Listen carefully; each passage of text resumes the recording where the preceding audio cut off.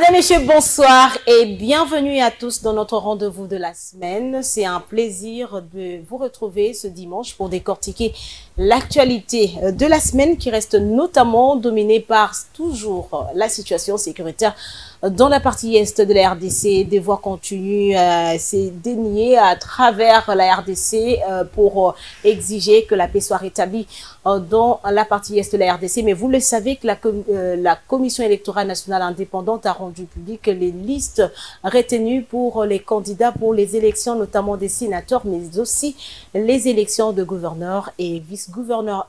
Pour l'actualité de cette semaine, nous avons le réel plaisir de recevoir pour vous, pour la toute première fois sur ce plateau, un homme politique à plusieurs casquettes, certainement connu par plusieurs d'entre vous. Il s'agit bien du président d'un parti politique, ACDD, mais aussi ancien gouverneur du Kasaï oriental, président il y a quelques jours, président donc du bureau d'âge de l'Assemblée provinciale du Kasaï oriental, ancien sénateur, ancien député, mais également député national. Eh bien, il s'agit bien de M. Alphonse Ngoï Kassanji. Bonsoir. Bonsoir, Madame Noëlla. Plusieurs casquettes sur ce plateau.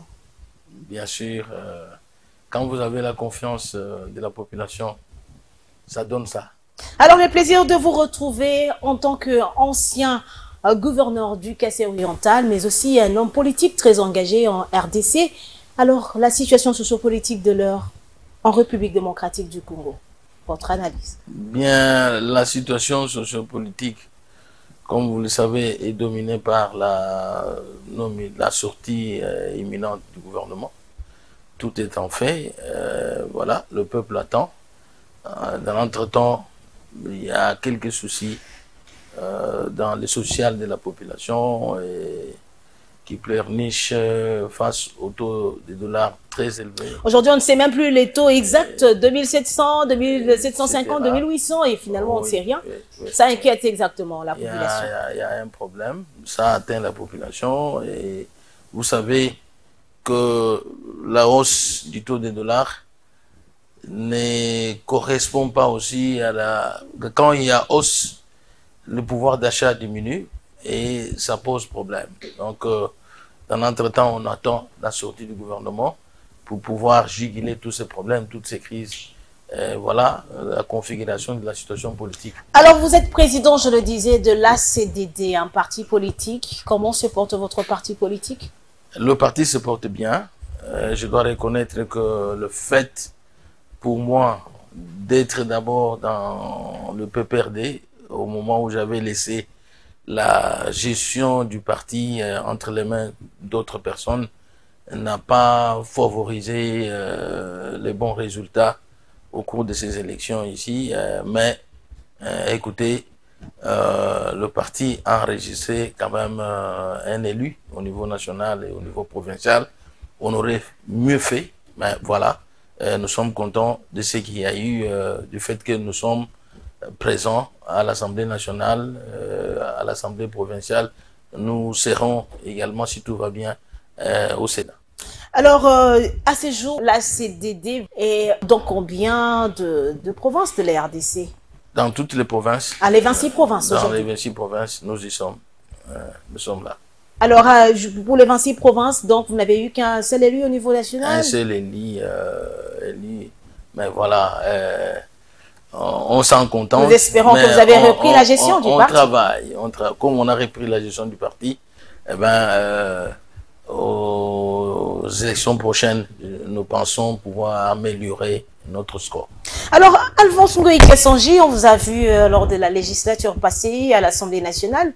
Vous êtes parmi les élus du Kasaï oriental qui ont quand même marqué l'histoire de cette législature. Quel est votre secret?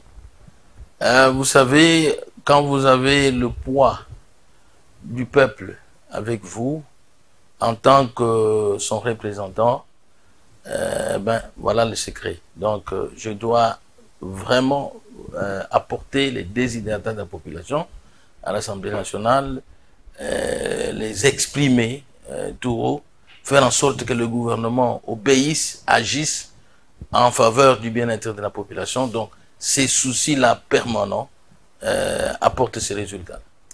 Alors, plusieurs personnes, certains observateurs pensaient qu'Alphonse Ngoï Kassonji, qui venait fraîchement du Front commun pour le Congo vers l'Union sacrée de la nation, devrait être rejeté par la population, notamment, précisément d'ailleurs celle du Kasaï oriental. Mais malheureusement, pour certains, aujourd'hui vous occupez une place de choix dans la vie du peuple kassaïen.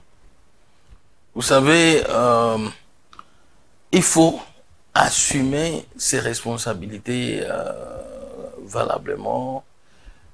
Il faut agir en faveur du bien-être de la population, faire mieux, tout ce que vous pouvez faire de mieux pour la population au bien de moyens que vous avez, voyez le budget que vous avez, mais faire en sorte que ça soit mieux fait. Quoi qu'il y ait des critiques à gauche, à droite, mais quand vous le faites mieux, ça va marquer le peuple. Et surtout, si ceux qui vous suivent, qui viennent après vous, ne vous rejoignent pas, ou soit ne vous arrivent pas à la cheville, voilà. Mais est-ce que vous avez quand même mis votre contribution au service de la province en tant qu'ancien gouverneur de la province du Kasaï oriental? Nous sommes à la disposition du peuple. Et donc, si nos successeurs nous consultent, on ne peut pas manquer de leur apporter un conseil. Mais bon, voilà. Est-ce qu'ils ont le temps pour ça? C'est la question qu'il faut se poser. Et à cette question, j'ai dit non. Et non, pourquoi? Bon, vous prétendez mieux connaître. Et quand vous prétendez mieux connaître, mieux faire, alors que vous n'en avez pas l'expérience, ça apporte ces résultats que nous vivons aujourd'hui. Alors, avant de vous poser cette question d'ailleurs qui me vient, il y a quand même ce nom-là, on vous identifie comme Thiobécha. Qu'est-ce que ça vous fait chaque fois que vous vous présentez devant la population? On dit Thiobécha, ça vous rappelle quand même quelque chose, hein? Écoutez, au début de notre vie politique, je vois en 2006, c'est en ce moment-là que j'avais prononcé ces noms-là. J'ai dit, il faut appartenir à l'équipe gagnante. Et il ne faut pas faire partie de l'équipe échouante, mais l'équipe gagnante. Donc, tu le vas, équipe Ouaba, Thiobécha. Okay. Donc, c'est de là que le nom Thiobécha vient. Et ça, le nom vous a collé? Et ça désormais m'a collé parce que, bon, écoutez, nous avons toujours l'habitude de marquer des buts. Étant donné que notre casting que nous faisons avant de nous lancer, nous voyons tous les paramètres et nous mettons toute à contribution pour arriver au résultat. Et voilà pourquoi, quand on arrive au résultat, ça renforce davantage les noms de Thiobécha. Donc, on marque toujours des buts. Selon vous, avec l'expérience acquise déjà en tant qu'ancien gouverneur de la province du Kasaï oriental, qu'est-ce qui a manqué à la province aujourd'hui? Écoutez, la province souffre d'un bon manager.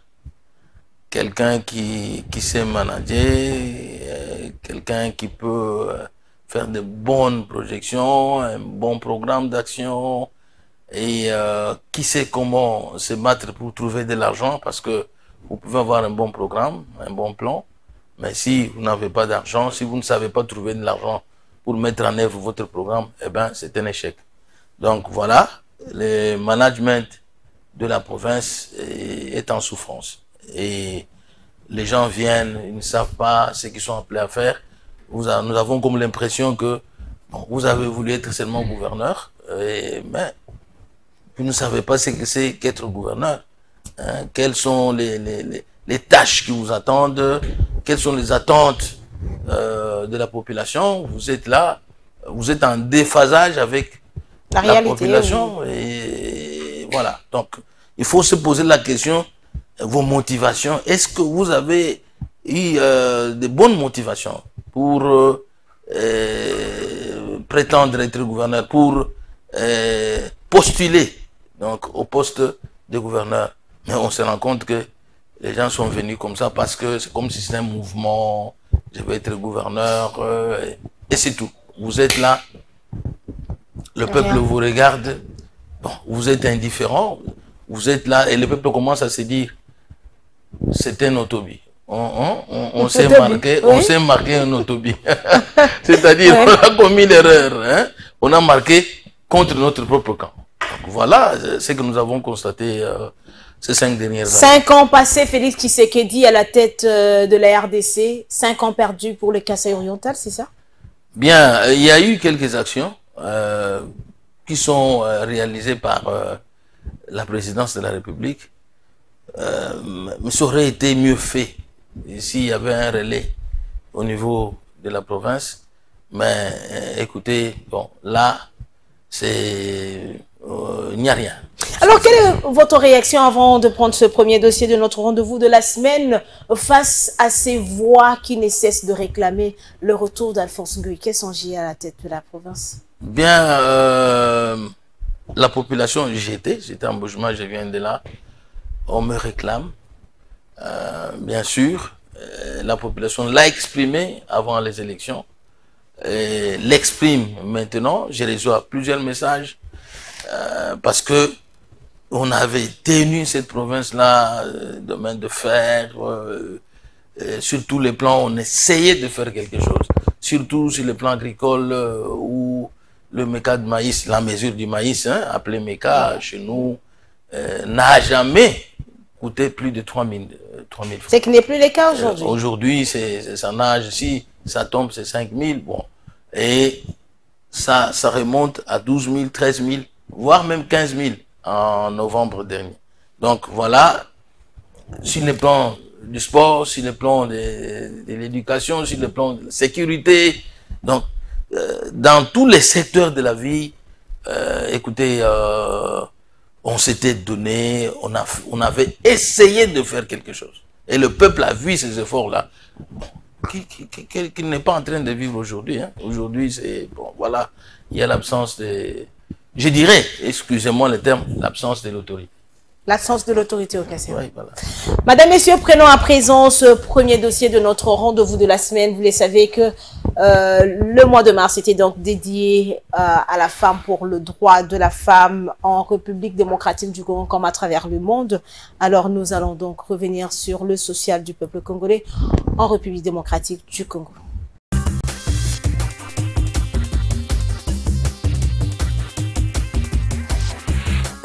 Elles sont toutes membres de l'Action des femmes délécidées qui accueille ce jour des clôtures du mois de la femme, Esther Fayoulou, épouse du président délécidé. Madame Esther Fayoulou, laissez-nous exprimer nos sentiments de joie dans votre présence enseignée témoigne votre amour et considération à notre égard. Pas tout seulement, mais aussi votre époux, le commandant du peuple. Accueillie en tant qu'invitée principale à cet événement, Esther Fayoulou a eu une pensée pieuse aux femmes de l'Est à sa prise de parole.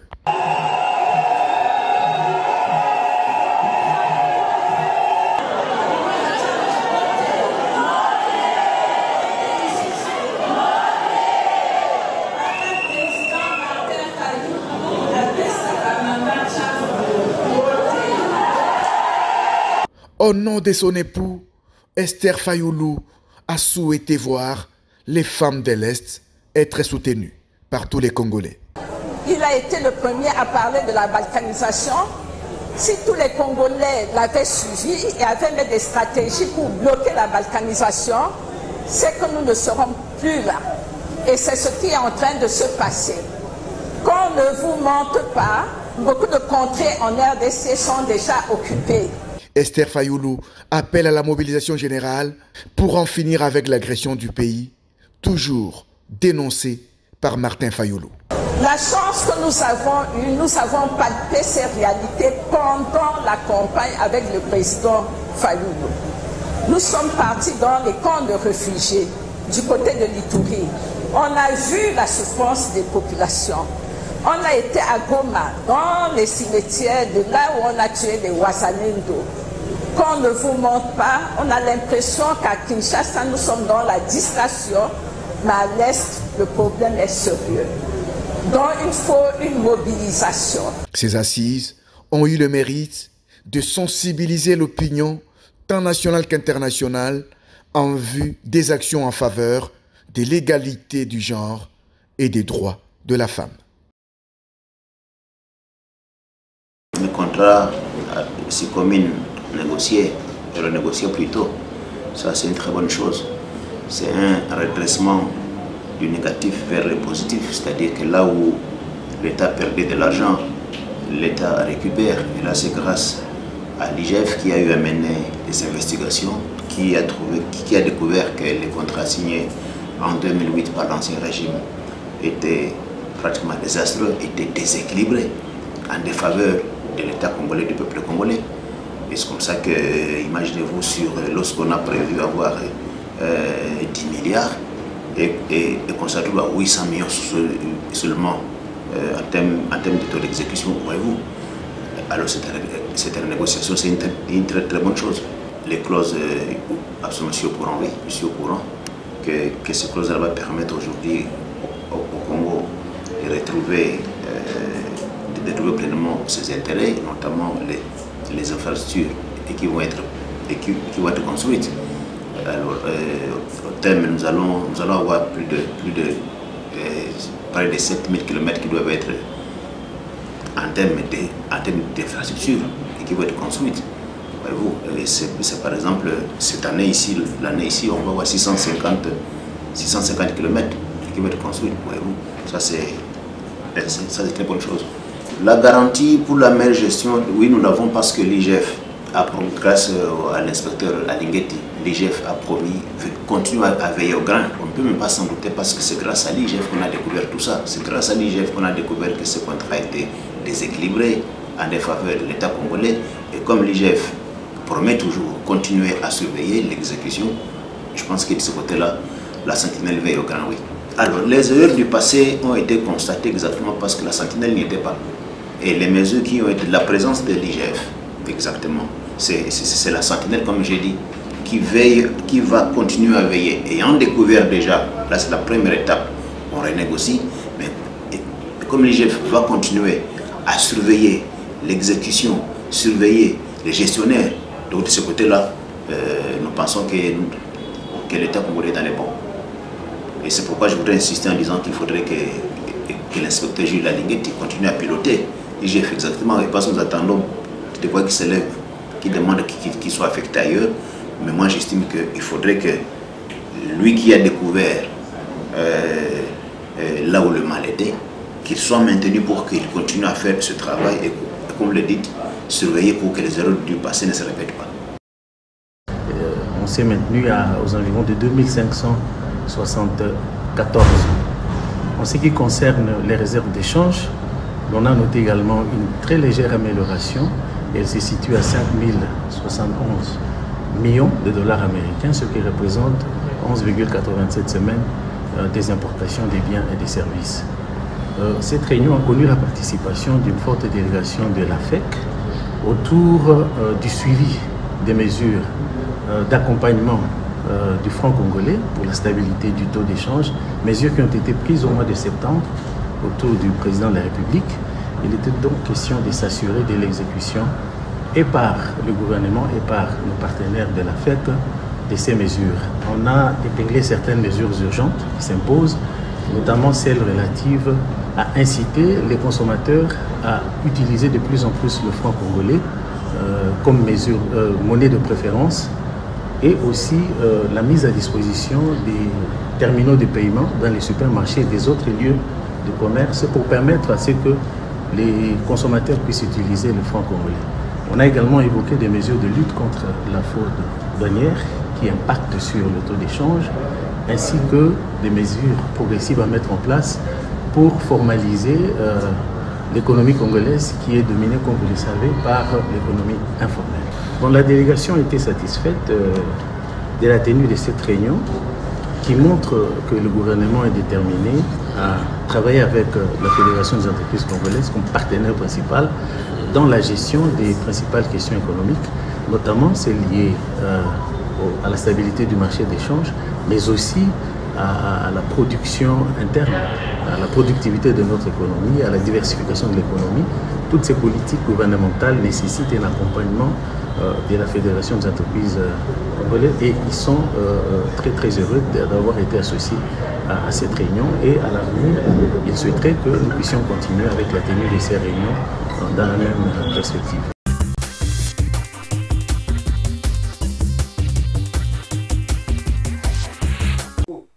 Alors, Alphonse Ngoï Kessanji, vous étiez président du bureau d'âge de l'Assemblée provinciale de Mbuji-Mayi. Vous avez choisi d'aller siéger à l'Assemblée nationale. Pourquoi ce choix? Vous savez, j'étais le président du bureau provisoire de l'Assemblée provinciale du Kasaï oriental. J'ai choisi de venir servir le peuple à l'Assemblée nationale à sa demande. À sa demande. À sa demande, étant donné que, comme vous le savez, vous l'avez épinglé d'ailleurs, que nous étions parmi les meilleurs députés de la dernière législature. Et donc, elle veut que je sois là pour booster les choses, pour amener le gouvernement à rencontrer sa volonté, ses désirs, ses besoins, son vécu quotidien, sa sécurité, etc. Parlons de la sécurité. Maintenant, il semblerait qu'en Mbuji-Mayi, les gens ne dorment presque plus. C'est un constat fait. Moi, j'étais là, même en ville Miba, où les gens pouvaient se réfugier quand il y avait l'insécurité au banlieue. Aujourd'hui, c'est une casse-tête. Donc là, ça ne va pas. Les gens ne dorment pas, presque plus. Et donc, c'est avec regret que j'ai fait ce constat-là. Je pense que, comme je venais de le dire, quand il y a absence de l'autorité, ce genre de choses commencent à se manifester et le peuple a l'impression de vivre seul, d'évoluer seul, sans celui qui est appelé à prendre sa sécurité en main, sa situation en main. Donc voilà, en conclusion, l'autorité de l'État n'existe pas. En Mbuji-Mayi. N'existe pas en Mbuji-Mayi. Ça n'existe pas. Alors, tantôt, vous avez... Pas seulement en Mbuji-Mayi. Oui. Vous avez Katanda. Ça chauffe tout le temps. On n'arrive pas à maîtriser la sécurité de la population. Mais il y a un ministre quand même de l'Intérieur. Est-ce qu'il a le moyen au Kasaï oriental? Est-ce qu'il a le moyen de sa politique? Je ne pense pas. Donc, moi, j'avais laissé la situation stable.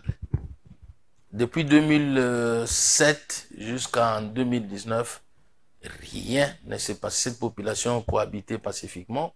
Il n'y avait pas de problème. J'avais pris les mesures sécuritaires appropriées, les zones tampons, etc. Et les Bénin Kapouya pouvaient aller chez les Bénin Chimba, les Bénin Mouimbia également, etc. Mais depuis mon départ, on ne maîtrise rien et voilà, la situation est... Vous êtes parti avec l'inquiétude de la population. Elle est globale, la situation est globale. Tantôt, vous avez parlé de la minière des Bakwanga. On se rappelle, si je ne me trompe pas, au mois de septembre, où vous êtes même levé devant l'hémicycle pour rappeler que la MIBA n'était pas citée dans un document du ministère de Finances parmi les entreprises en faillite. La MIBA était citée, donc une faillite non déclarée. Oui, une faillite non déclarée. Voilà. Alors, qu'en est-il aujourd'hui de la situation de la minière des Bakwanga, qui était hier l'espoir de plusieurs peuples, pas seulement du Kasaï, mais aussi d'autres provinces? Bien, moi, j'ai fait foi à la promesse du chef de l'État, sa promesse de campagne. 5 ans après?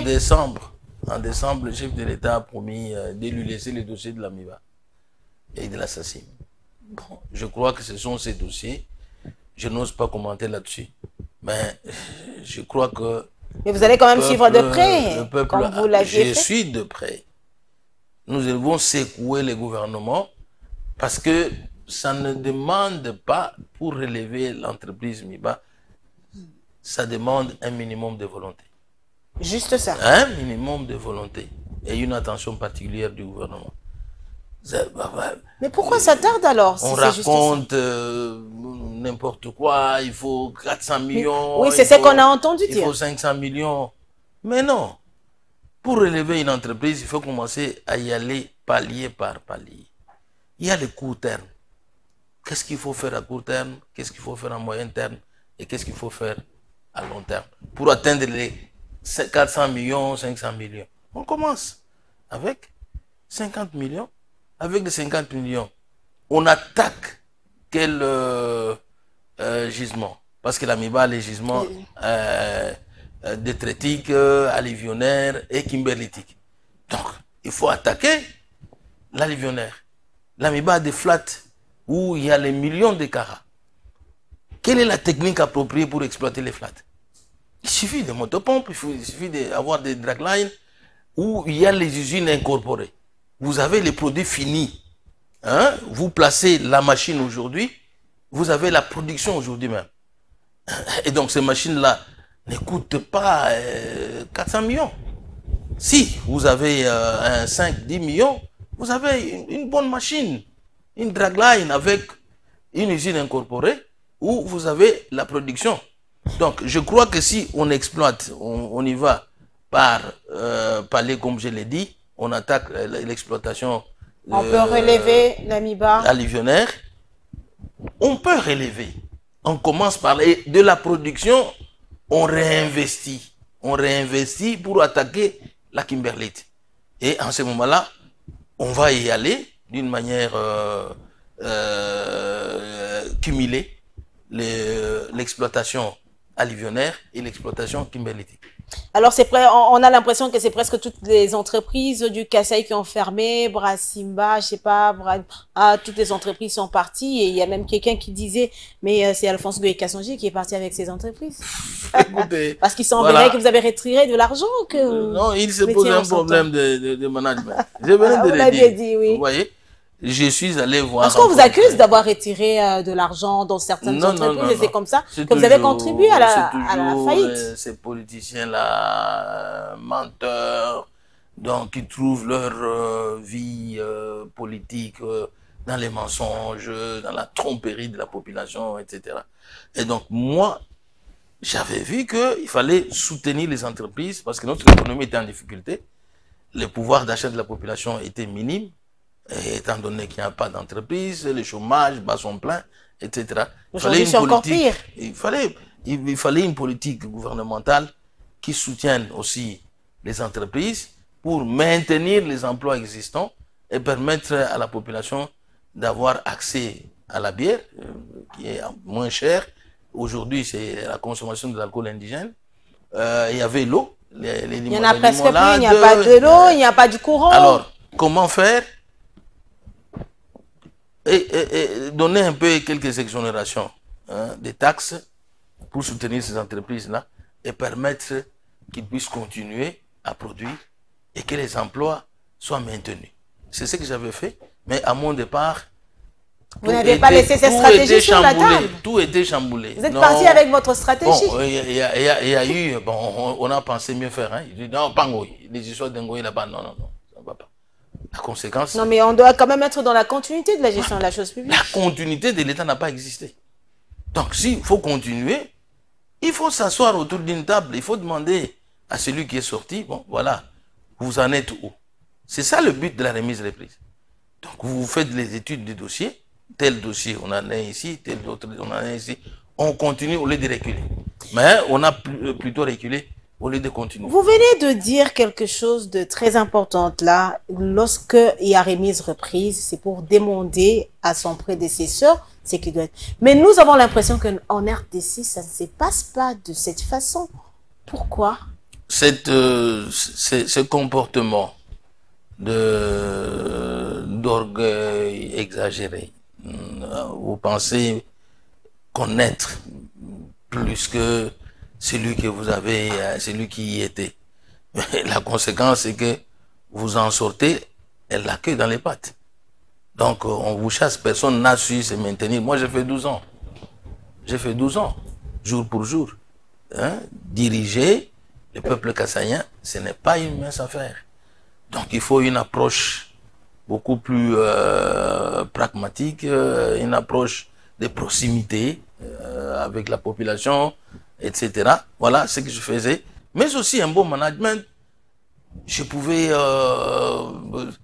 monter des dossiers, un bon programme, et aller auprès des banques. Il y avait la Banque africaine de développement, la Banque mondiale qui venait. J'ai discuté. On vous pose la question.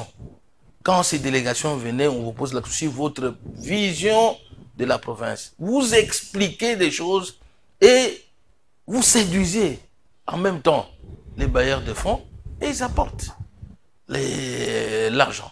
Donc moi, j'avais organisé ici à Kinshasa une table ronde des bailleurs de fonds quand j'ai pris mes fonctions. Donc j'étais ici. De cette table ronde, il y a eu des retombées positives qui nous ont permis d'avoir des écoles, qui nous ont permis d'avoir des centres hospitaliers, pas mal d'infrastructures, etc. Si bien que nous avions quitté de la dernière place sur le plan éducation et nous sommes allés de l'EPST. Nous sommes allés à la première place. Donc première, deuxième, pas plus loin de la troisième place. Donc vous voyez, on a construit autant d'écoles, on a construit des routes de dessertes agricoles avec l'appui des partenaires, à partir de la table ronde que j'avais organisée ici. Mais est-ce que ces idées-là ont été pérennisées pour pouvoir continuer? Oui. Non. Et on est venu, on a pensé. Et ça vous inquiète quand même? Tout chamboulé. Et puis, ça vous fait mal de voir l'état actuel de la province du Kasaï? Très mal. Très mal. Il y a une crise profonde. Très mal. Je pense que il y aura un changement des fusils d'épaule. Alors, c'est les mois de mars qui est en train d'étendre à la fin. Quel est le sens que Alphonse Ngoï Kassanji donne à la célébration de ce mois dédié aux droits de femmes? Oui, le sens, c'est que la femme, moi, ce que je dois vous dire, venant du village, c'est la femme qui maintenait les ménages. Hein.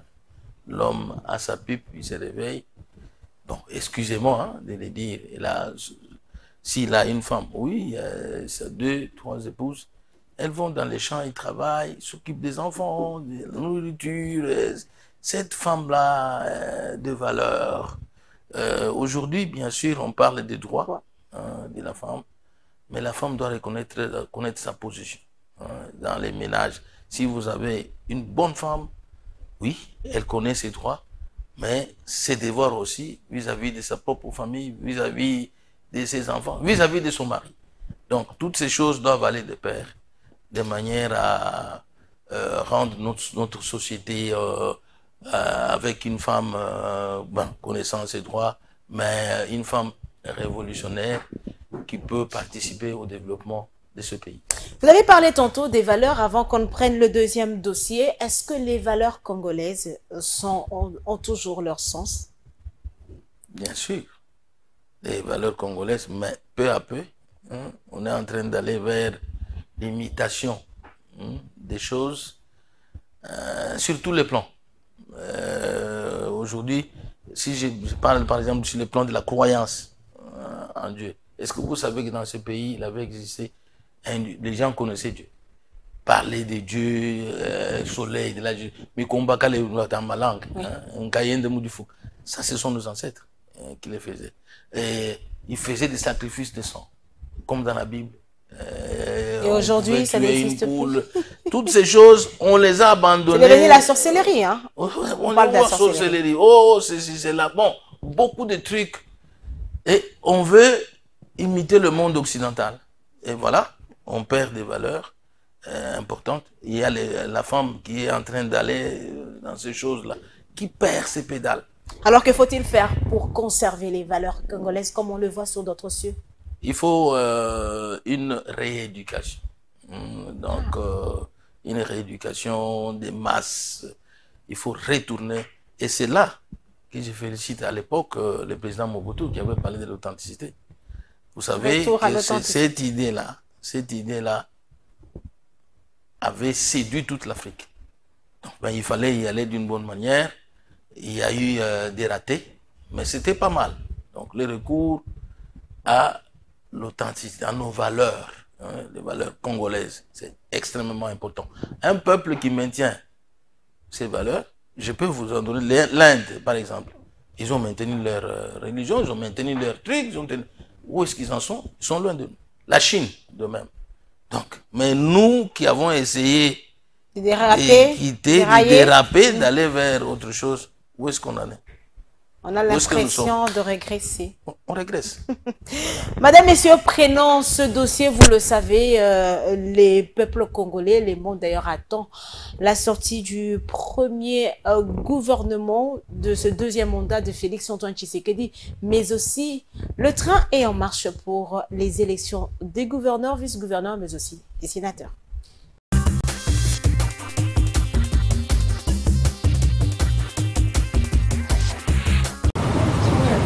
C'est à 14h54 que les Boeing d'Ethiopian transportant le président sud-soudanais Salva Kiir a foulé la piste de l'aéroport international d'Endjili. Au bas de la passerelle pour l'accueillir, le Premier ministre Samalou Koundé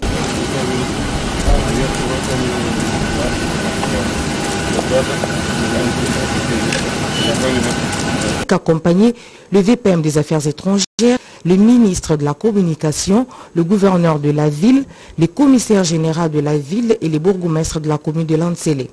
L'actuel président en exercice de l'EAC est certainement venu rencontrer son homologue RD congolais pour évoquer la question sur la situation sécuritaire dans la région de Grand Lac et particulièrement à l'est de la RD Congo. Il est à cet effet prévu une rencontre ce lundi dans la matinée au Palais de la Nation entre le président Salva Kiir et son homologue RD congolais Félix Antoine Tshisekedi Tshilombo. Après un court repos au salon présidentiel, le cortège du premier président du Sud-Soudan indépendant a pris la direction du centre-ville pour rejoindre son lieu de séjour à Kinshasa. À Lusaka, la double troïka a dans sa déclaration d'abord désapprouvé fermement ces deux correspondances du gouvernement rwandais qui tendaient à obtenir que l'Union africaine n'endosse pas la SAMI DRC. C'est rejeté. Et la double troïka a précisé dans sa déclaration, et c'est très important, que le déploiement de la SAMI DRC, son mandat, sont conformes, sont basés, sont assis sur le traité qui a fondé la SADC, le protocole de la SADC sur la défense et la sécurité commune et le pacte de défense mutuelle de la SADC. Donc on n'est pas sorti du texte. On est dans ce qui est prévu et c'est normal. Donc le Rwanda n'a pas de leçon à donner aux gens ou d'objections à faire, d'autant plus qu'il n'est même pas membre de la SADC. Et la double troïka a précisé aussi que la SAMI DRC n'est pas là pour s'occuper de telle tribu, de telle communauté, ce n'est pas son problème. C'est pour faire en sorte qu'elle appuie les efforts du gouvernement de la RDC, entendez là aussi nos forces armées, de manière à restaurer la paix, la sécurité, la stabilité en RDC, comme les forces de la SADC, rappelez-vous, l'ont fait en 2013. Rappelez-vous qu'en 2013, ce sont les troupes de la SADC intervenant dans le cadre de la FIB, la force d'intervention rapide au sein de la MONUSCO, qui ont permis, avec évidemment les FARDC, de mettre fin aux aventures criminelles du même M23. Donc, voilà ce qu'on a obtenu là-bas à Lusaka. On va y revenir en détail. Voilà un peu, si je peux revenir, pas les conséquences de ce qu'il fait en hypothéquant l'avenir d'une communauté congolaise, de Tutsi congolais, qu'il a instrumentalisé, qu'il transforme en une marchandise qu'il vend partout. Tout à fait. Est-ce qu'il réalise l'avenir de cela? Nous sommes une nation unique, 450, on n'a jamais connu des génocides chez nous. Et quelqu'un veut vous dire, ouais, il y a des persécutions. Mais dit, ça reste là-bas, nous on n'a pas besoin de ça. Et en mettant dans la tête des Congolais qu'il y a parmi nous des compatriotes qui sont protégés par un pays étranger, qui se donnent le droit de venir chez nous piller sous prétexte qu'il les défend. Est-ce qu'il sait ce que cela va donner d'ici 4 ans, 5 ans, 10 ans, 20 ans, 50 ans? Il est en train de fausser l'histoire de notre pays, de creuser de trous. Et je demande à tous les Congolais de ne pas tomber dans ces pièges-là, particulièrement les Congolais Tutsis. Parce qu'ils n'auront jamais ce qu'ils ont aujourd'hui, ici, là-bas. Vous comprenez? Nous avons gagné sur ce point.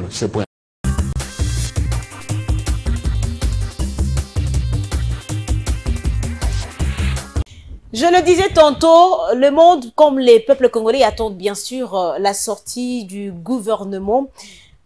Alphonse Ngoï Kassongi, vous avez vu le gouvernement Jean-Michel Sama Lukonde à l'œuvre. Vous êtes satisfait du travail de ce gouvernement? Pas nécessairement. Okay. En tant que représentant de la population, il y a eu quelques avancées. Mais beaucoup d'attentes, beaucoup de défis à relever. Lesquels? Restent à relever. Beaucoup. Reste. Beaucoup reste à relever. Lesquels? Nous sommes à Kinshasa, par exemple.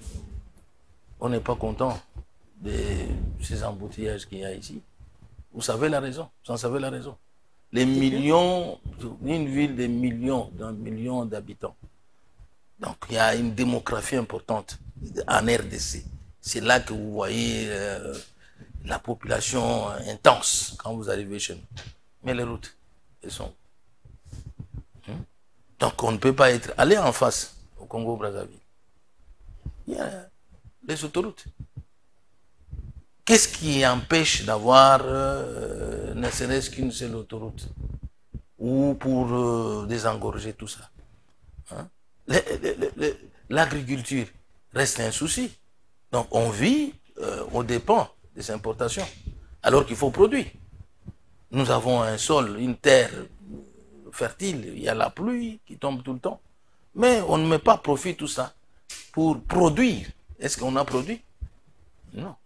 Donc par contre, on a vécu des trucs tels qu'il faut aller en Afrique du Sud, il faut aller aux Zambie. On a vu autant de ministres d'un pays. Il y a quelques soucis. Donc il y a certes des avancées. Sur quel plan? Secteur? Vous voyez, sur le plan de l'éducation, la gratuité de l'enseignement, etc. Ça, c'est un point positif. Mais on ne peut pas s'arrêter là. Il faut aller au fond des choses et trouver des réponses. Donc on ne peut pas être là à dire, bon voilà, on a fait. On montre les bâtiments, tout ça. Est-ce que vous avez l'impression, comme certaines personnes, qu'aujourd'hui le slogan « Le peuple d'abord » n'a pas tout son sens? Le chef de l'État a cette vision, cette bonne volonté. Mais il faut l'homme qu'il faut à la place qu'il faut. Mais qu'est-ce que vous voulez dire par là? Mais il faut aussi la sanction. Vous savez, on parle de l'IGF, j'ai suivi. Hein? Mais il y a le Parlement qui doit exercer ses prérogatives. Mais quelque part, vous trouvez un frein. Quand vous initiez, il y a les initiatives de contrôle qui sont bloquées, qui sont freinées. Une question orale avec débat, les ministres n'arrivent pas. Ça s'arrête au bureau. Vous voyez? Ce sont ces genres de comportements qui ne font pas avancer les choses. Si on est vraiment sérieux, on contrôle sévèrement les gouvernements, on aura les résultats. Vous voulez dire que le Parlement n'a pas bien fait son travail avec... Le Parlement, les députés s'en plaignent lors de la législature passée. Et moi pourquoi? Où est-ce que ça bloque? Moi qui vous parle, oui. J'avais invité le ministre de l'économie. Par rapport, non, c'est lui qui a été déchu. Oui, il est déchu. Par rapport au commerce des expatriés, au petit commerce tenu par les... Là aussi, il y a des sérieux problèmes. On vend même les foufous, hein, oui. dans les... Vous voyez? Alors que ce n'est pas permis. Les maléos, là, les mamans qui vivent un peu des restaurants là-bas. Ça, c'est parce que quelqu'un peut aller dans un supermarché. Et il achète même les foufous. Il achète des maniocs, il achète ceci, même les aiguilles, tout ça. Donc, ce que le Congolais peut faire est exercé par ceux qui sont financés par les banques. Et les Congolais préfèrent aller vers ceux qui sont financés. Ainsi de suite. Il faut une réglementation qui favorise d'abord le peuple congolais. Le peuple d'abord. Voilà. Donc, mais cette initiative a été freinée. À quelques minutes, parce que nous étions déjà dans la salle de plénière, que je reçois un message du rapporteur qui me dit, bon, il ne viendra pas. Et qui a freiné, c'est le bureau en Namibie. Il y a certains comportements que nous devons dénoncer. Le bureau ne doit pas se comporter comme un blocage, un mur qui empêche aux représentants de la population de faire correctement leur travail. Et vous allez commencer, on parle aujourd'hui, il n'y a que l'IGF. Non, l'IGF, c'est la présidence de la République. Mais le Parlement. Et le Parlement. Le Parlement est là. Il y a la Cour des comptes. Donc il y a l'Assemblée nationale, il y a le Sénat. Et chacun se met debout, on fait notre travail. C'est pourquoi, lors de cette législative, nous devons choisir, élire de bonnes personnes. Est-ce que, Alphonse Kassangi, vous êtes en train de nous dire que Mbosso, qui était président de l'Assemblée nationale, n'a pas correctement fait son travail? Bien, moi, écoutez, je dois vous dire, hein, il était bon. Quelque part, ce que je dénonce là, ça n'a pas fonctionné. Vous voyez, vous avez les initiatives, les propositions de loi déposées au bureau. L'administration, j'avais dénoncé du haut de la plénière. Vous déposez vous avez votre proposition de loi. Vous la déposez, eh ben, demain, après-demain, on ne la situe pas. Hein? Vous faites les suivis et on n'a fait que des suivis. Bon, déposez, voyez l'administration, déposez la copie. Vous déposez. Ça c'est perd. On ne retrouve pas. Quand l'administration ne fonctionne pas, eh ben, c'est toute l'institution qui ne fonctionne pas. J'avais invité le ministre Condé du sport. Était-il venu? Non. Les ministres des Mines, les ministres du portefeuille, tout ça. Pourquoi ils ne sont pas venus? Alors, quels sont les résultats que nous attendons quand vous voyez qu'au niveau du bureau... Et en faisant ça, on n'accompagne pas la vision du président. On n'accompagne pas la vision. Or, le chef de l'État a dit contrôler. Que chacun fasse son travail. Contrôler. Mais pourquoi vous bloquez? Vous pensez servir les chefs en faisant ça? Non. Donc, on n'arrive pas à voir les résultats et au bout du compte, c'est le bilan du chef. Qui n'a pas aidé les chefs? Ce sont des personnes qui sont là, hein, qui trouvent leur compte, hein, alors que le peuple est en train de souffrir. Donc, voilà pourquoi les castings qui doivent être faits aujourd'hui, au niveau, vous avez parlé du gouvernement. Donc déjà là, vous pouvez nous donner le profil, si vous voulez. Je pense qu'il faut associer l'expérience à un bon cursus, donc quelqu'un qui a fait ses preuves, qui a prouvé qu'il peut servir le peuple. On y va certainement, ce sont les forces politiques qui proposent, mais que les forces politiques aussi en leur sein fassent un travail de fond pour proposer au chef de l'État les personnes dignes de confiance, les personnes qui peuvent répondre aux attentes de la population. Alors, que pensez-vous aujourd'hui? Qui ont l'expertise. Qui ont l'expertise, voilà. Alors, que pensez-vous aujourd'hui ou quelle est votre réaction face à ces langues qui estiment que les personnes qui ont géré dans le gouvernement Jean-Michel Sama Lukonde, pour la plupart, n'ont pas le droit de revenir parce qu'elles n'ont plus rien à apporter ou à proposer pour le développement de ces pays? Je ne dirais pas toutes, hein, toutes les personnes. Vous voyez par exemple à la fonction publique, notre frère Liao, il a fait du bon travail. Donc, je ne suis pas en train de faire sa publicité, mais même le chef d'État l'a reconnu. Même plusieurs personnes sur ce plateau l'ont reconnu aussi. Oui, mais bon, d'autres, pendant que le peuple trime ici, vous pensez que si le peuple voit ces figures-là revenir, ils vont faire confiance au gouvernement? Non. Lesquels, par exemple, si ça ne vous gêne pas? Non, je ne peux pas citer les noms des gens. Vous faites partie de la population, hein, là-bas. Vous connaissez ce que je suis en train de dire. Il n'y a pas de route. Les peuples souffrent, on doit importer tout, alors que nous avons une terre fertile. Non, vous pensez que les personnes de ces gens, quand on les revoit revenir, est-ce que le peuple fera confiance? Non. Il faut changer de visage, maintenir les meilleurs, les plus meilleurs. Pas à moitié. Non, les plus meilleurs. Parce que là où il y a eu des avancées, ils peuvent être maintenus. Mais là où il n'y en a pas eu, un chambardement. Alors aujourd'hui, la CENI s'apprête à organiser les élections des gouverneurs, vice-gouverneurs. Il y a des personnes qui demandent, notamment, il y a d'ailleurs les propos de l'ancien président de l'Assemblée provinciale de Kinshasa, le pasteur Godempoy, qui proposait la nomination selon l'article 87. Si je ne me trompe pas, la nomination de gouverneur par le président de la République. Je regrette. Vous regrettez? Je regrette. Ah, qu'est-ce que vous faites ce pays a été dirigé de main de fer par Mobutu, avec les nominations des gouverneurs. Qu'est-ce que les gouverneurs ont fait? Nommés par Mobutu. Si vous comparez les Congos, la RDC du temps de Mobutu avec les nominations, et les Congos d'aujourd'hui, il y a quand même des avancées. Il y a quand même ce que les gouverneurs ont pu réaliser. De l'autre côté, on parle de la corruption. Les députés qui sont corrompus. Écoutez, je pense qu'il faut pas, il faut relativiser les choses.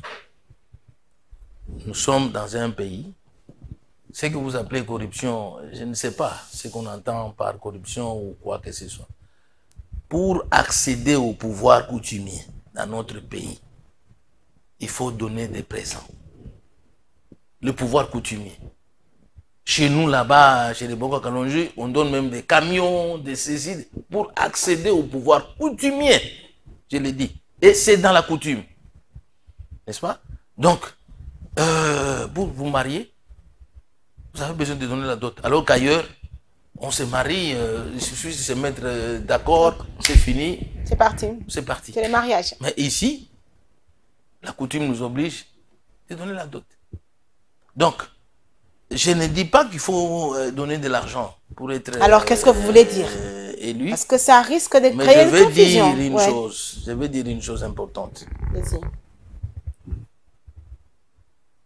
Le mode par excellence que ce pays a choisi d'être dirigé, c'est la décentralisation. Le pouvoir de proximité, le pouvoir à la base. Parce que on a vu les méfaits de la centralisation du pouvoir. Tout était centralisé ici autour de Mobutu, autour de ceci. Il avait déclenché la décentralisation, lui, à l'époque, mais ça n'avait pas été matérialisé. Donc, ceci veut dire que le pouvoir revient au peuple, à plusieurs échelons. Donc, il y a les élections directes, il y a les élections indirectes, donc le peuple élit toujours à travers ses représentants. Donc, aujourd'hui, c'est cela. Mais nous ramener aux nominations tant décriées du temps de Mobutu. Ça, on est en train de tuer la décentralisation. Mais est-ce que vous reconnaissez quand même qu'il y a des députés qui sont souvent corrompus, qui prennent de l'argent pour faire le choix de quelqu'un sans tenir compte? Vous avez insisté tantôt sur l'expérience. Tout dépend des mécanismes qu'on met en place pour ce vote-là. Si on est rigoureux, il y a les mesures qui doivent être prises pour sanctionner au sein des partis politiques. À l'Assemblée provinciale, vous avez une force politique qui a 10 députés. Donc ces 10 députés, on doit voir, si le parti l'a présenté un candidat, on doit voir les 10 voix en faveur de ces candidats-là. Si on a 8, il y a un problème. C'est que 2 n'ont pas obéi à la discipline du parti. Donc, il faut les mécanismes autour de la loi, la modification de la loi, pour contraindre tout le monde à respecter la discipline des forces politiques en présence et de réprimer les actes de corruption. Donc, on réprime les actes de corruption d'un côté et de l'autre côté, les forces politiques en présence, on doit les imposer à leurs élus les directives nécessaires pour éviter d'un côté les actes de corruption et de l'autre côté le respect des dispositions prises au sein de votre famille politique.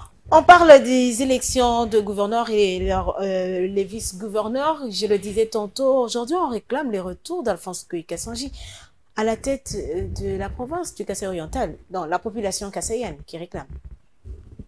Vous avez constaté, c'est vous qui le dites. Et c'est la population, c'est la population qui le dit. C'est la population qui le dit. Oui. Vous avez suivi. Oui, oui. J'ai fait quand même un tour au Kassai. Voilà. J'ai entendu parler de vous. Voilà, voilà. Donc, ceci veut dire qu'il faut mieux faire. Il faut faire son travail correctement. Tôt ou tard, la vérité qui est têtue triomphera. On peut beau mentir le peuple, dire des choses contre Ngoï, mais ces actes sont restés inscrits en lettres d'or dans la province du Kassai. Ce sont ces actes-là qui le font réclamer. Mais vous avez vu les candidats sur la liste? J'ai vu. Alors, est-ce que vous avez espoir que certains là-dedans, on tamise. Si les députés font un bon tamisage pour chercher la perle, donc le beau diamant, comme nous sommes dans une province diamantifère, et la pierre blanche, la toute blanche. Elle est là, sur la liste? Elle peut être là. Il faut tamiser. Elle peut être là. Il faut la rechercher. Okay. C'est pourquoi je ne leur demande pas de voter, parce qu'on vous a dit de voter celui-ci, de voter celui-là. On l'a fait et on a eu les preuves de ces actes-là. Des mots d'ordre qui étaient venus voter pour les autobis. Mais si on continue à faire la même pratique, on ne laisse pas les mains libres aux députés de faire un choix, parce que au finish, ces députés-là répondront devant la population. Donc, s'ils font un mauvais choix, ils s'enterrent politiquement. Donc, il faut les laisser libres devant leur conscience et qu'ils agissent en faveur de la population. Qu'ils fassent un bon choix, une bonne élection, d'un diamant propre, un diamant blanc qui peut servir le peuple et continuer les actions qu'on a menées. On comprend qu'aujourd'hui, Alphonse Goï Kassangi, la Constitution ne vous permet plus de revenir à la tête? Non, non, moi je suis libre, je peux me présenter à tout moment, mais je ne veux pas un chevauchement avec certaines forces politiques. Parce qu'il faut se dire, nous, AFDCA, au Kassai oriental, nous avons eu 3 députés, et si nous y associons les indépendants, on peut être à 5 ou 6. Donc, et là, sur 24, je ne peux pas y aller. Si je suis élu, là-bas, bon, on criera à la corruption, alors que ce n'est pas la corruption. C'est le choix de l'excellence. Parce que quand j'étais là, les diamants blancs, quand j'étais là, les députés me le disaient. Ils me disaient, mais reste, nous allons, présente-toi, pose ta candidature, nous allons t'élire. Tous les députés, bon, pratiquement la majorité des députés. Bon, je leur ai dit, je ne veux pas être en conflit avec notre famille politique. Donc, je me soumets à la discipline, au choix de la famille politique. Bon, j'espère que dans ces choix, la famille politique ne commettra pas les mêmes erreurs. Madame, Messieurs, prenons à présent un autre dossier de notre rendez-vous de la semaine, Info 7.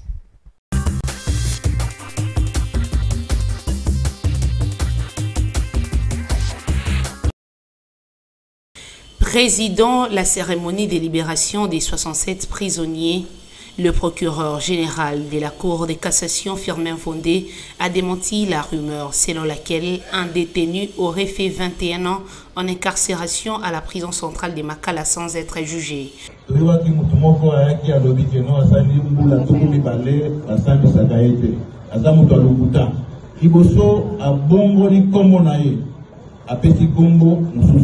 Tolandeli problème wana pe komona ke mutu wana abandaka tango cour d'ordre militaire ezalaka na ndenge sikoyo ba condamné ye aza sikoyo en pourvoi. Donc aya koloba te ke dossier na ezate na to sola mokenda directeur awa makamba koloba ke dossier ya ba prévenu ezali to ezate et cause la responsabilité liboso ya directeur na to ebisaye parce akoyi kondima mutu moko te awa dossier na ezali te. Mais awa toye pour la makambo ya baye oyo bakomima bazana ba dossier na bango tomoni ki bakotisi maye masengeli pote badima toyokani oyo nyonso amoni que azali na dossier te ase signalé bamatiso na ngai bazali awa commission ezali nano awa bakutana na commission baloba ke bango banda baya babosana bango totala soki likambo wana ezali ya solo me oyo alekaki wana nalobi eza moto alokuta eza malamu te okolobaka mpe verité po verité ebikisaka me ye wana siko alobi lokuta lokutana ememi ye wape esika moko te. Il sied de savoir, parmi les détenus libérés, il y a des personnes arrêtées par les juridictions du ressort de la Gombe pour des faits bénins et celles qui ont déjà purgé un quart de leur peine et se sont bien comportées durant leur incarcération. Notons également que cet exercice s'inscrit dans le cadre de lutter contre la surpopulation carcérale due à un nombre élevé de détenus en attente des jugements et de ceux dont les procès ont été déjà abandonnés par les juridictions en charge de leurs affaires. Le président de la Cour de cassation, Firmin Vondé, a aussi annoncé le transfèrement de certains prisonniers vers d'autres maisons carcérales du pays. Construite en 1957 pour accueillir 2500 prisonniers, la prison centrale de Makala héberge actuellement 15 000 détenus. Une situation qui favorise la propagation des maladies et rend la vie infernale dans ce centre pénitentiaire. Des détonations d'armes lourdes ont été entendues depuis 8 heures ce matin, nous explique un membre de la société civile de Saké. Ces affrontements opposent l'armée congolaise et des milices locales aux rebelles du M23 qui sont appuyés par l'armée rwandaise. Des affrontements ont été régulièrement signalés ces dernières semaines dans les territoires de Massissi et de Rutshuru.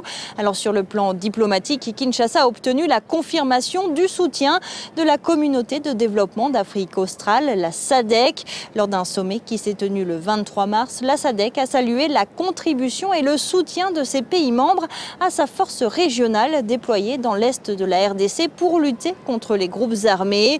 Un succès pour Kinshasa car le Rwanda, à travers 2 correspondances, avait demandé notamment au Conseil de sécurité de l'ONU de ne pas endosser cette mission et donc de la priver de soutien logistique et financier.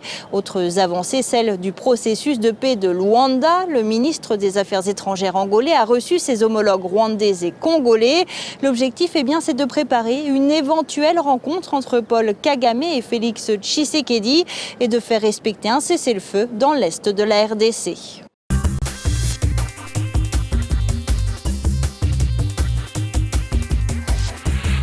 Alors, Alphonse Ngoï Kessongi, vous avez suivi la prison centrale de Makala aujourd'hui, qui était construite pour accueillir 2500 personnes, accueilli 15 000 personnes. Votre réaction à chaud? C'est ce que je venais de dire. Hein? Je venais de dire ça. On ne peut pas se contenter de petites choses. Nous sommes un grand pays. Il faut des infrastructures appropriées. J'ai parlé de routes. Il nous faut des autoroutes. Il nous faut des grandes prisons qui correspondent à la capacité de notre population. Donc on ne peut pas avoir une prison construite depuis 57. C'est même une honte. C'est même une honte. Ça coûte quoi pour construire une prison? Donc, nous devons quitter ces choses-là, avancer, aller plus loin, avoir des grandes ambitions. Vous voyez, des grandes ambitions et réaliser les choses qui correspondent à la taille de notre pays. Nous sommes un grand pays, donc une grande prison. Pour construire une prison, ça demande juste la volonté. Alors, vous avez parlé des ambitions, pour dire que nous sommes un grand pays. La RDC, il fallait des grandes ambitions aussi. Alors, Félix Antoine Tshisekedi est arrivé au pays. Il a fait rêver quand même grand les Congolais. Qu'est-ce que Félix Antoine Tshisekedi n'a pas fait pendant ces 5 premières années à la tête de la RDC que vous, en tant qu'élu du peuple, vous avez voulu voir Félix Tshisekedi faire? Et pourquoi il ne l'a pas fait? Bon, il a fait ce qu'il peut, il pouvait. Mais est-ce que c'est à la taille de ce qu'il a fait rêver le peuple congolais? Il y a des contraintes, comme lui-même s'en plaint. Il y a des contraintes. Quand vous voyez la justice qui est le bras séculaire de la nation. Donc si ça ne marche pas, comme il l'a dit lui-même, bon, bien sûr, je ne dis pas que tout ne marche pas, il y a certaines avancées. Mais quand il y a une personne à sanctionner, on la sanctionne. Et quand il y a des tournements, tout le monde a peur de toucher aux deniers publics. on entend parler des détournements. Mais malgré ça, on continue toujours à en parler. Des millions. Où est-ce qu'on va aller? Donc, quoi que vous ayez une bonne vision, pour la mettre en œuvre, vous avez besoin d'indiquer d'abord la fraude, les détournements des deniers publics, et vous devez vous baser sur les blagues séculaires. Et il faut éviter aussi de politiser, parce qu'on peut se plaindre de la politique, et de la justice. Mais lorsqu'elle est politisée, il y a aussi la politique qui s'en mêle. Il faut laisser à chacun d'exercer valablement ses prérogatives, qu'il n'y ait pas des interférences. Donc, je crois que de ce côté-là, on doit sentir le changement. S'il faut frapper, on frappe, on laisse. On n'interfère pas, on laisse à la justice. Oui, cette personne mérite la prison, mérite 15 ans. Mais lui-même dit qu'il n'interfère pas dans les affaires de la justice. Est-ce que c'est lui qui interfère? Ah, c'est pas le président. Il y a certaines personnes qui utilisent le nom, qui viennent vous dire ceci, cela, qui influencent certaines... je suis ceci, je suis conseiller, je suis ceci. Toutes ces choses-là, nous devons bannir, nous devons les bannir. Hein? Au moins... Est-ce possible de bannir ces choses pendant ces 5, le deuxième mandat de Félix Tshisekedi? C'est possible. C'est possible d'échanger. Dès lors que la population congolaise a vu que le président de la République a opéré plusieurs changements au sein de l'appareil judiciaire, mais au finish, lui-même l'a encore dit il y a quelques mois, la justice est malade. Mais lui-même aussi, hein, je crois que la distraction est finie. Je crois. À mon avis, la distraction est finie. Qu'est-ce qui vous fait croire? Qu'est-ce qui vous fait dire ça? Mandat, il doit marquer le peuple. Et pour y parvenir, il faut que la distraction termine. Donc que les gens qui dorment se réveillent. Que les choses bougent, que les lignes bougent. Voilà. Ce que je pense. Ce qu'il n'a pas pu faire en 5 ans, possible de les faire déjà en 4 ans, parce que on peut le faire en une année. Hein? On peut le faire en une année. Bâton on magique. peut le faire en une année. À travers on un fait bâton bouger magique. les choses en une année. Mais de vous quelle sentez façon? que De quelle façon? Vous sentez que ça. Non, les choses ne sont plus les mêmes. Vous sentez cela. Je vais vous donner un exemple. Allez-y. Mouzé entre. Laurent Désiré Kabila. Il entre. On ne peut pas piétiner la pelouse. Il n'a pas construit le boulevard là, mais il y a une pelouse qui présentait bien. Et personne ne pouvait piétiner la pelouse. Nous-mêmes, on avait changé de comportement, les Congolais. Vous voyez? On ne peut pas entrer dans les taxis là-bas, vous mettez la ceinture. Vous voyez? Un changement de comportement littéral, d'une manière littérale. Vous avez Étienne Tshisekedi Wambulu. Il prend la fonction quelques jours, Premier ministre. Pas les dollars commencent à chuter de lui-même. Vous voyez? On a peur, on a confiance et on pose des actes. Lui-même, il est arrivé, il a suscité l'espoir, Félix Antoine Tshisekedi Tshilombo. Mais je crois qu'il faut des décisions courageuses. S'entoure de bonnes personnes. Pourquoi j'ai parlé de la distraction? Fini la récréation. Fini. Est-ce que là, vous êtes en train de mettre l'accent sur le casting pour dire que les castings n'étaient pas bien faits? Bon, je ne dis pas que les castings n'étaient pas bien faits. J'ai dit, bon, la situation dans laquelle il a trouvé le pays, il fallait certaines mesures. Là, je le félicite parce qu'on a réussi à indiquer la fraude qui faisait en sorte que depuis plusieurs années, on n'avait que 4 milliards comme budget. On a renfloué les caisses de l'État. On est arrivé à 16 milliards. C'est une première au pays. Donc, ce sont ces efforts-là. D'abord, mobiliser les recettes. Maintenant, il faut que ces recettes-là soient affectées d'une manière rationnelle. Que ces recettes produisent les résultats. Bien sûr, nous avons la guerre qui prend la grande partie, à l'Est, qui prend la grande partie des recettes. Et nous devons nous battre. Et là, je suis en train de fustiger, c'est un fils du pays égaré, c'est un fils égaré du pays qui pactise avec l'ennemi, etc. Donc, il y a ces choses-là. Mais de l'autre côté, écoutez, nous devons être sérieux. Nous devons être sérieux. Il faut quitter les COP. Les COP. C'est devenu presque une vie courante hein, en RDC. Quitter les COP. Hein? Il ne faut pas croire que, bon, je vais au gouvernement pour que je m'achète ceci, je m'achète cela. Tant que ça va continuer, on vous nomme, c'est la joie. Hein? On est en train de chanter, de danser, on fête.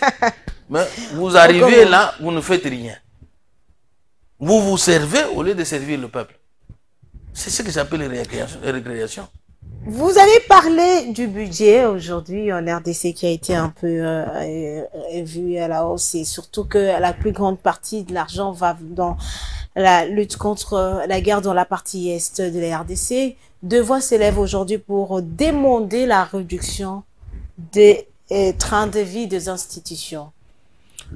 Vous savez, on fait beaucoup de bruit. Les gens parlent. Quand les gens parlent, je vois beaucoup plus, ils parlent. Député. 30 000 Mais on ne connaît pas les salaires. Est-ce que vous connaissez le salaire du ministre? Dites-nous. Pourquoi on n'en parle pas? Dites-nous. Mais vous, c'est 30 000. Est-ce qu'on connaît ça? C'est 30 000 $? Non, jamais. J'ai vu 30 000. Ah, mais... Jamais j'ai vu 20 000. Jamais? Je te dis. Mais finalement, qui vivrait? Donc, mais on vous paye. Vous ne connaissez finalement pas qu'est-ce que vous devez toucher. Il y a des sommes ici. Vous allez payer, pas en une fois. Donc vous ne recevez pas. On peut vous payer quelque chose qui a traîné depuis 3-4 mois. On vous la paye aujourd'hui. Vous ne savez pas exactement la fin du mois. Hein, qu'est-ce que donc c'est pas les 21 000. Ce n'est pas 30 000. Vous ne savez pas ce que vous quand vous totalisez l'argent avec la dépréciation de la monnaie, vous n'avez finalement pas ce que vous dites là, 21 000. Mais c'est combien, dites-nous, si ce n'est pas un secret, parce que certains d'entre vous ont affirmé 20 000. Bon, on vous paye telle prime, telle autre prime qui ne tombe pas au même moment. Et ça peut arriver 4 mois après, 3 mois après, et ainsi de suite. Est-ce que vous avez voulu nous dire que les ministres touchent plus que les députés? Bon, parce que la population ne parle que des députés. On ne parle que des députés. Mais qu'on se pose la question... Et parce que ce sont les députés eux-mêmes qui ont mis ça sur la toile. Alors c'est bien, parce qu'ils sont des représentants de la population. Ils doivent marcher avec, dire la vérité, être transparents avec la population. Donc là, je les félicite. Mais il y a des contre-vérités dans toutes ces choses. Aujourd'hui, on parle de 33 000. Bon, moi, je n'ai pas... On est là, les députés trim. Bon, ils ne sont pas payés. Je ne sais pas si vous le savez. Mais... je disais une chose, réduction des trains de vie. Des institutions. Moi, je dirais... En commençant par la présidence de la République. Je dirais plutôt une chose. Laquelle? On est appelé à avancer, pas à reculer. Notre budget, on ne peut pas rester avec le même salaire de quand on avait un budget de 4 milliards. Quand le budget a progressé de 4 milliards à 16, la conséquence est que tout le monde doit évoluer. Ah, vous l'avez bien dit, tout le monde. Mais c'est pas, on ne le sent pas dans les salaires des fonctionnaires. On a quand même vu des améliorations des salaires au niveau des fonctionnaires, mais ce n'est vraiment pas ça. Je peux dire qu'il y a les contraintes, comme on le dit toujours, les contraintes de guerre, contraintes ici, cela, mais aussi un certain laisser-aller. Un certain laisser-aller, à quel niveau? Un certain laisser-aller, quand on doit parler de détournement des millions, c'est quand même scandaleux. Des millions. Des millions, des chiffres parfois qu'on plus donne. Que même le budget. Hein? Des chiffres qu'on donne, qu'on détourne. Ça n'équivaut pas avec ce que les députés touchent. L'argent qui va dans les poches des individus. C'est pas ça. Donc, on doit maîtriser ça. Les gens doivent être disciplinés. Vous touchez à ça, on vous attrape, vous faites la prison, il n'y a pas d'interférence politique, vous purgez votre peine, vous verrez qu'on ne peut pas se plaindre. Mais à un moment, nous avons vu le professeur Luzolo Bambi qui a présenté un document qui retraçait comment est-ce que la RDC, le pays, perd des sommes. Pourquoi aujourd'hui, la RDC ne se sert pas de ce document?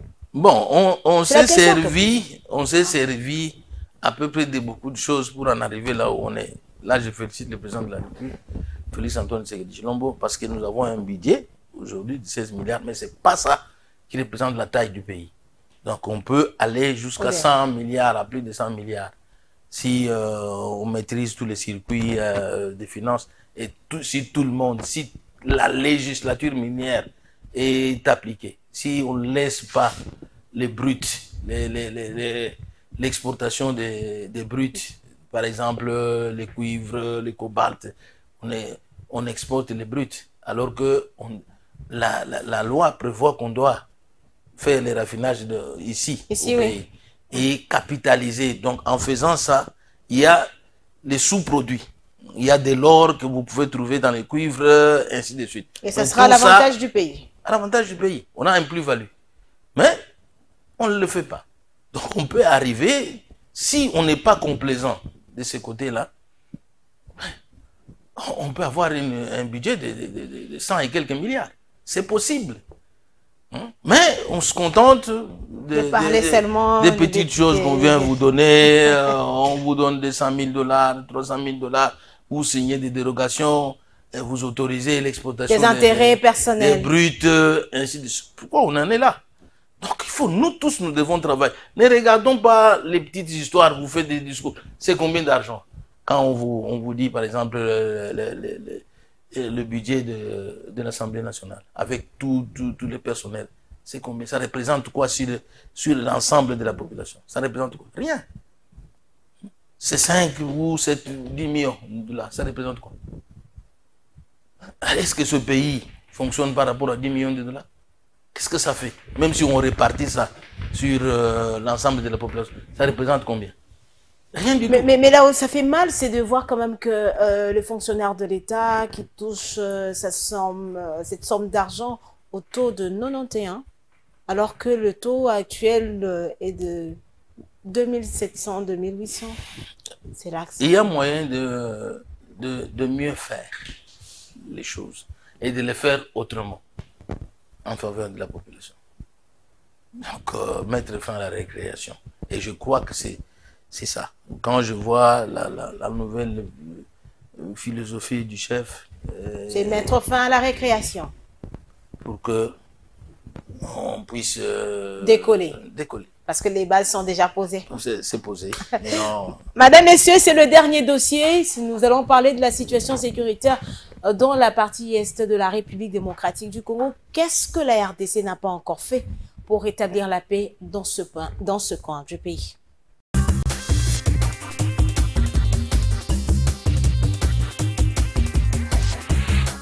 Pour terminer, et vous laissez le temps de nous poser des questions s'il y en a, parce que les questions, vous pouvez les poser sur tous les plans, nous sommes prêts à répondre.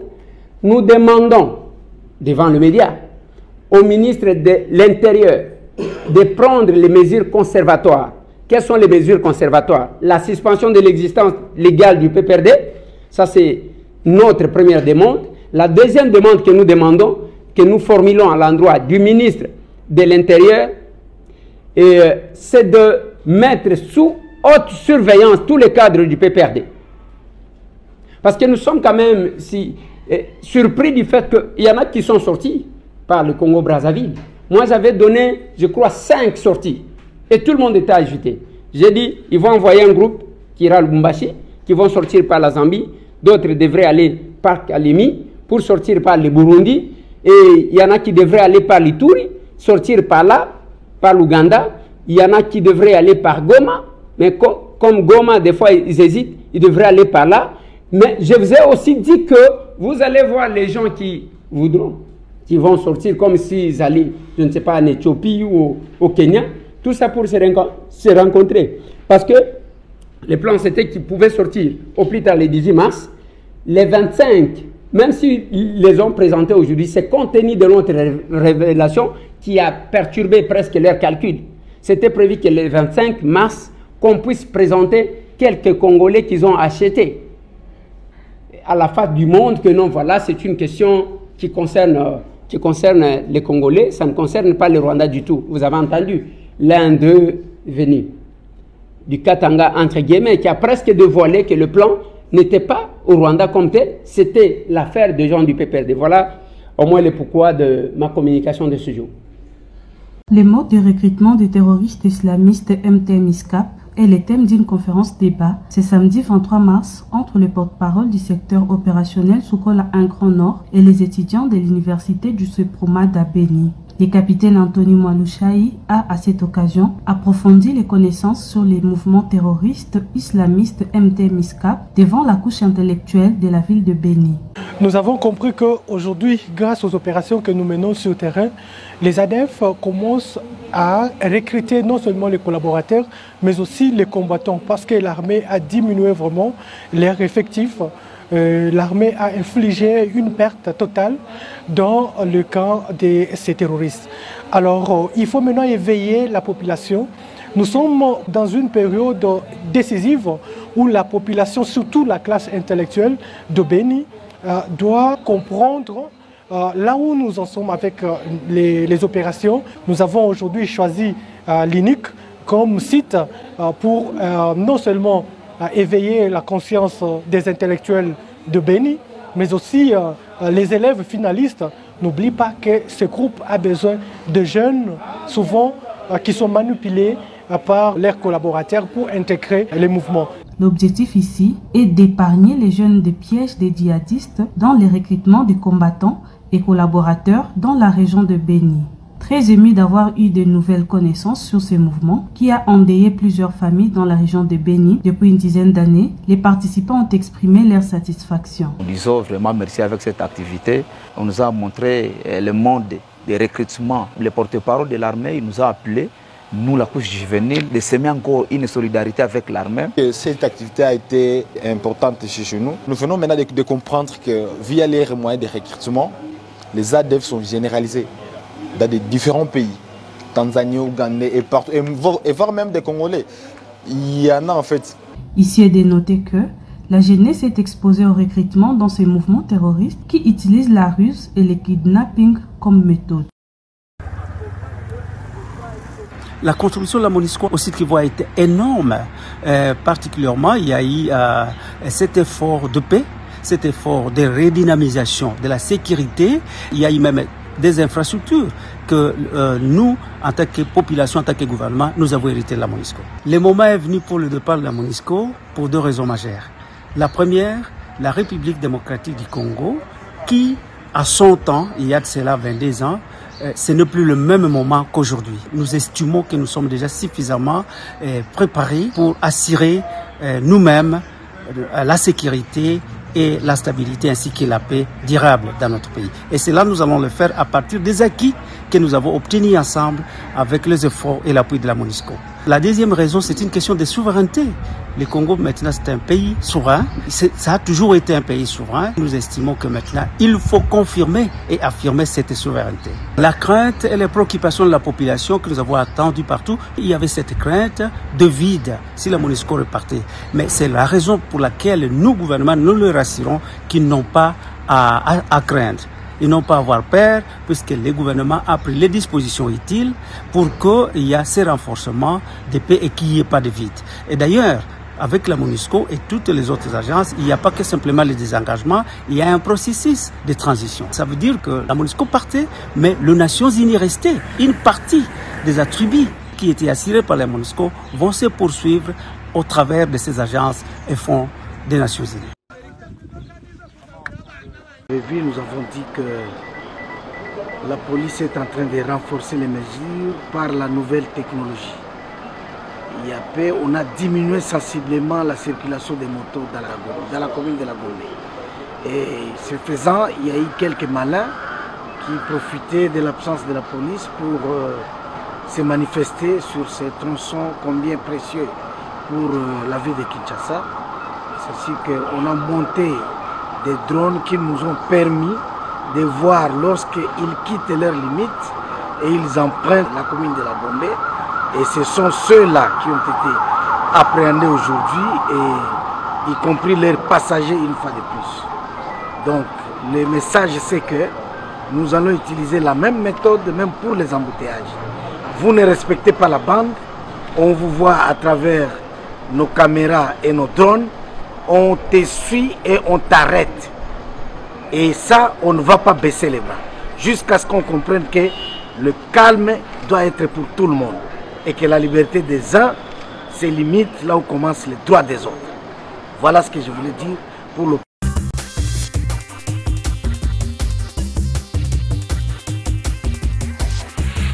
Alphonse Ngoï Kassonji, vous avez suivi certainement comme d'autres personnalités, comme le peuple congolais, qui a certains Congolais qui ont décidé de combattre leur propre pays en rejoignant un mouvement rebelle.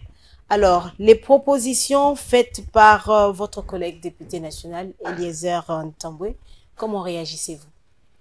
Je ne suis pas d'accord avec le comportement de pactiser avec l'ennemi. Aujourd'hui, l'ennemi de la RDC qui veut déstabiliser notre pays, c'est Paul Kagame. Lui donner des béquilles, c'est-à-dire qu'ils disent que ce sont les Congolais, c'est l'affaire des Congolais. C'est tout ce qu'ils cherchent derrière ça. J'ai désapprouve ce que certains compatriotes font en rejoignant c'est Paul Kagame, en rejoignant les M23, les gens qui veulent déstabiliser notre pays, qui ne veulent pas du décollage de notre pays.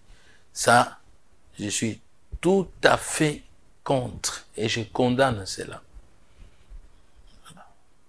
Alors, il y a votre collègue Eliezer Ntambwe qui a fait des propositions, notamment qui pointent du doigt accusateur le PPRD. Bien, il a la conviction, s'il a le renseignement dans ce qu'il dit, je n'y entre pas.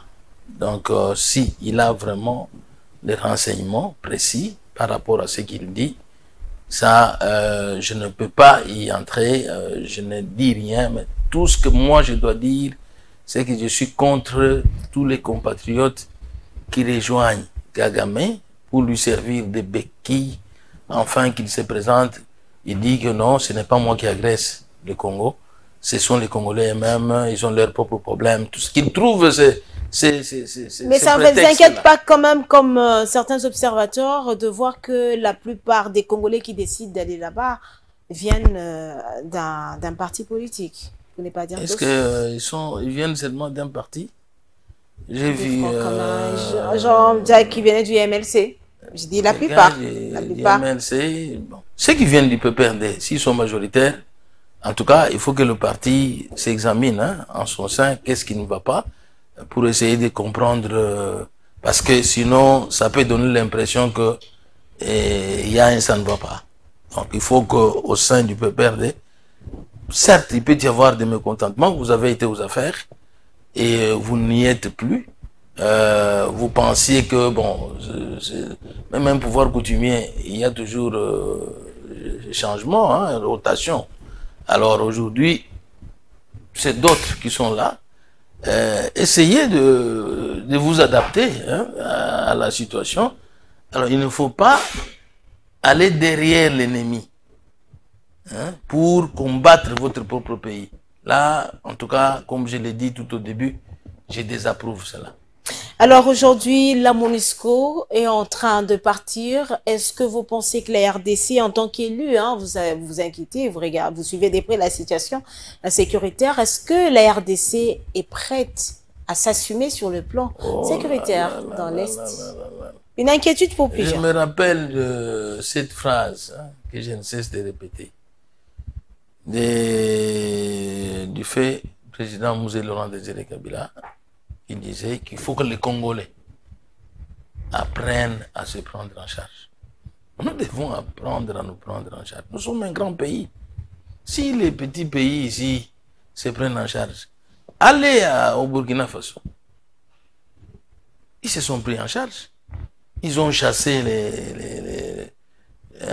bon, au Niger, ils ont chassé les Français. Ils viennent de chasser les Américains. Tant qu'on sera complexé, qu'on ne s'assumera pas, quel est le bilan de la MONUSCO? Bon, faisons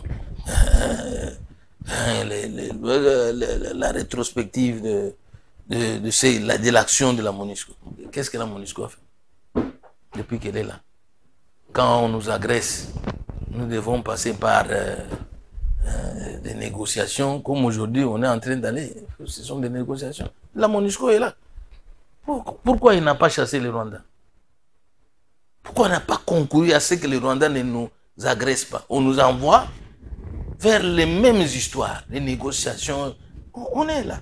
On est aux négociations. Vous avez dit, il y a Paul Kagame qui avait dit être prêt pour rencontrer Félix-Antoine Tshisekedi pour parler de la situation sécuritaire. Êtes-vous favorable? Vous savez que si ça ne dépendait que de moi, je ne serais pas favorable, mais c'est le chef de l'État qui a la vision de ce pays. Il sait où il va nous amener. Je pense qu'il travaille pour le bien de ce pays. Si il faut négocier pour avoir la paix, pour restaurer la paix, mais que cette paix-là soit définitive, que ça ne soit pas les mêmes histoires qu'on a vécues. On connaît. Après plusieurs négociations avec Paul Kagame et après il y a toujours la sécurité, la reconnaissance. Est-ce qu'il mérite la confiance? Mérite encore il n'est pas digne de confiance. Il n'est pas digne de confiance. Alors quelle voie suivre pour la restauration de la paix? Il faut la force. Nous devons avoir notre armée doit être une armée forte, une armée républicaine. Je sais qu'il y a beaucoup d'efforts fournis, mais là-dessus, il ne faut pas quelqu'un qui détourne l'argent destiné à l'armée. Il faut les punir sévèrement. Il faut motiver. Il faut que ces jeunes gens qui se battent au front, je les félicite pour le travail qu'ils font. Ils versent de leur sang pour l'intégrité territoriale de notre pays, pour restaurer cette intégrité. Eh bien, ils doivent être à l'aise dans ce qu'ils font. Mais quand l'argent va au front, une personne s'évertue à détourner ça pour ses propres besoins, pour sa propre poche. Ce sont les gens à punir sévèrement. Pour parler de la punition aujourd'hui, retour à la peine de mort. Certaines organisations ne sont pas d'accord, certains politiques non plus ne sont pas d'accord. Et votre avis, Alphonse Ngoï? Je comprends pourquoi certains ne sont pas d'accord. Si il y a l'interférence politique dans ce genre de choses, des innocents, les gens craignent que, bon, on peut, je sais comprendre leurs idées, mais je crois qu'il faut qu'on comprenne le contexte dans lequel cette décision, ce moratoire a été, comment dirais-je, levé. Bon. Même si on dit qu'il n'y avait pas de moratoire, tout ça. Oui, mais bon, ce sont des circonstances de la guerre. C'est pour ce genre de choses. Vous voyez, on envoie l'argent pour la rançon de quoi ça, les primes des militaires, des forces armées, à manger. Vous détournez.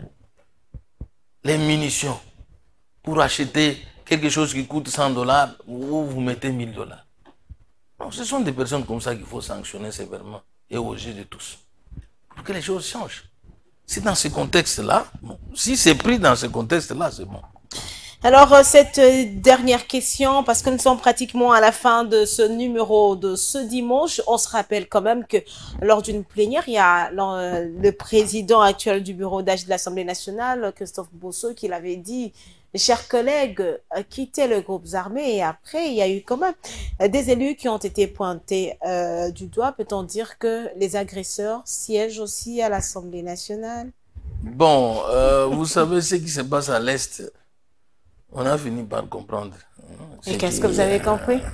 On a fini par comprendre que certains politiques, pour être à l'aise, il faut avoir sa chose. Il faut avoir son groupe. Hein? Et c'est comme ça que sinon, on vous domine. Voilà la mentalité là-bas. Donc, mais certains aussi, face à l'agression, ils ne veulent pas perdre leur terre. Ils se sont constitués en groupe d'autodéfense. ainsi de suite. Je crois que c'est de cela qu'il s'agissait et dont le président du bureau d'âge parlait, le président de l'Assemblée nationale parlait. Donc des groupes comme ça d'autodéfense. Aujourd'hui, si c'est pour garder vos terres, nos terres, que je dois me battre, je le ferai. Je le ferai. Je prendrai les armes pour défendre ma terre parce que c'est cette terre que Dieu m'a donnée. Je ne peux pas en perdre 1 centimètre. Donc s'il faut le faire, prendre les armes, je prendrai les armes pour combattre l'ennemi. L'ennemi est le Rwanda. Il arrivera le moment où, quand nous prendrons conscience, nous tous Congolais, nous allons porter des tenues, nous prendrons les armes pour aller au Rwanda. Alors, dernièrement, on a vu une photo qui a circulé et les commentaires des Congolais qui disent « Prophète, pasteur Alphonse Ngoï Kassanji ». Vous avez lu ces commentaires? Je les renvoie à la Bible, hein, à tous les croyants. Hein. Hein, la Bible dit qu'ils imposeront les mains aux malades, aux croyants, à ceux qui auront cru. Je crois que c'est Marc 16, hein, si je ne me trompe pas. Ils les imposeront les mains aux malades et les malades seront guéris. Nous, moi par exemple, j'ai grandi à l'église catholique. La bénédiction, c'est monnaie courante. Donc mon père, quand vous arrivez, c'est votre papa, vous vous agenouillez et vous donne la bénédiction. L'ami de votre père, qui a la même foi, en qui vous avez confiance, il vous bénit. La première des choses. Vous allez chez la grand-mère, il vous bénit. Donc, le gars, vous parlez de Jean-Baptiste, hein, Kabeya Waya Kondo. C'est un journaliste comme vous. Bon, mais il fait confiance, je suis son père, en quelque sorte. Il a voulu être béni par son père que je suis. Il y a de quoi? Il y a de mal en quoi? Là-dedans, dans cet acte. Au moment où nous devons parler pour trouver des solutions, hein, pour faire avancer les choses dans notre pays, on spécule derrière les petits actes de bénédiction. Ça fait boum, tout le monde en parle. Ça fait la une, l'actualité. Prophète, vous êtes devenu... Non. Mais bon, vous lisez la Bible sans la croire. Les gens lisent la Bible sans la croire. Ah bon. Donc, alors, moi, je n'ai fait qu'appliquer la Bible. Alors, c'est complètement fini. Vous aviez quelques minutes pour vous adresser à cette population qui a eu le plaisir de vous suivre ce dimanche dans Info 7. Bien, d'abord, vous remercier, hein, madame, pour l'opportunité que vous m'offrez. Merci. Donc, vous avez voulu que je puisse parler de tout et de rien par rapport à la situation socio-économique du pays, par rapport à la sécurité, par rapport à la sortie imminente du gouvernement, les profils et tout et tout. Je tiens à remercier d'abord le peuple qui m'amène aujourd'hui à être député national. Sans sa confiance, je ne le serai pas. Et donc, je rassure à notre population que nous sommes là pour la servir, rien que la servir, sans tergiverser. Et donc, comme je l'ai dit, fini la récréation. Le bureau de l'Assemblée nationale où je suis, qui s'évertuera à faire obstacle aux prérogatives des députés, c'est-à-dire aux initiatives des députés, le contrôle parlementaire, eh bien, ce bureau-là tombera. Donc, cette fois-ci, il faut que finir la récréation. Fini la récréation. Alors, merci beaucoup, Alphonse Ngoï Kassanji, d'avoir répondu à nos questions.